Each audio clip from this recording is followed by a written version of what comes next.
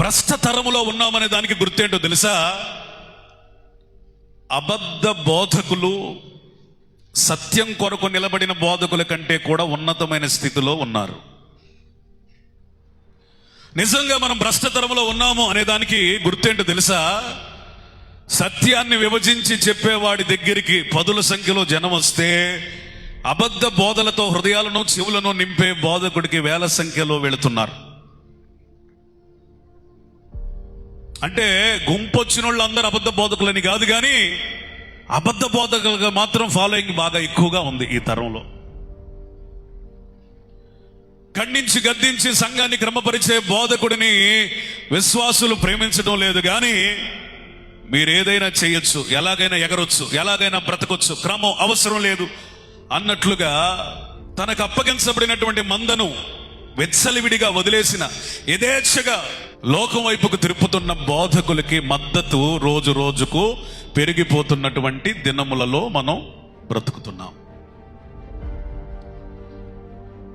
సత్యాన్ని సరిగా విభజించి చెప్పగలిగిన దైవజనుడిని దూషిస్తున్నారు, అపహసిస్తున్నారు, అవహేళన చేస్తున్నారు, మీకేమి తెలియదు అన్నట్లుగా మాట్లాడుతున్నారు. కానీ అబద్ధ బోధకుల మీద ఏగవాలితో తట్టుకోలేకపోతున్నారు వాళ్ళ అభిమానులు. సత్యం కొరకు ఎవరు నిలబడడం లేదు. ఇంకా అసత్య బోధకు కాపు కాయడానికి ఒక అబద్ధ బోధకుడికి 100 మంది తయారవుతున్నారు.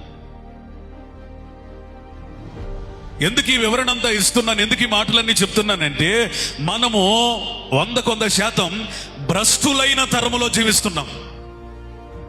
భ్రష్టులైన తరములో జీవిస్తున్నాం. వాక్యమును వాక్యముగా బోధించకుండా తమ అభిప్రాయాలనే వాక్యంగా బోధించేవారు, తమ పద్ధతులనే వాక్యంగా బోధించేవారు, తమ అనుకున్నదే వాక్యమని అనుకునేవాళ్ళు,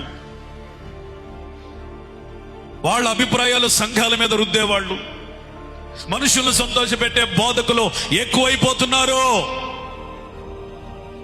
అపోస్తలుడైన పౌలు బోధ గురించి చాలా తీవ్రత కలిగిన దైవజనుడు. మేము అనగా అపోస్తలులమైన మేము బోధించిన ఈ బోధ గాక, ఈ సువార్త గాక, వేరొక సువార్త మేమైనను పరలోకం నుండి వచ్చిన వేరొక దూతైనను ప్రకటించిన ఎడల వారేమవుతారట? శాపగ్రస్తులు. ఈరోజు ఆ వైరాగ్యం ఏది సేవకుల్లో?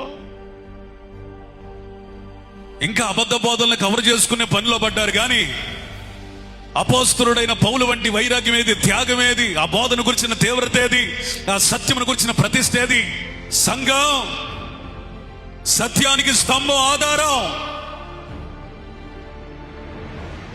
అంటే ఈ సత్యమును ఎవడైతే పడగొడుతున్నాడో, ఎవడైతే చెడగొడుతున్నాడో వాడెవడట ఇంకా సంఘంలో చేర్చబడలేదు.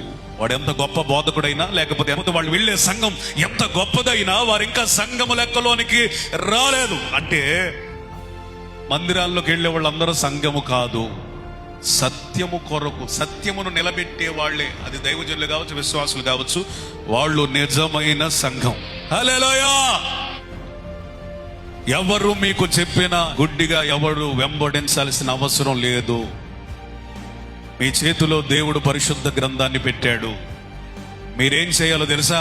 ప్రతి సందేశాన్ని ఇంటికి వెళ్ళి మళ్ళీ క్రాస్ చెక్ చేయాలి.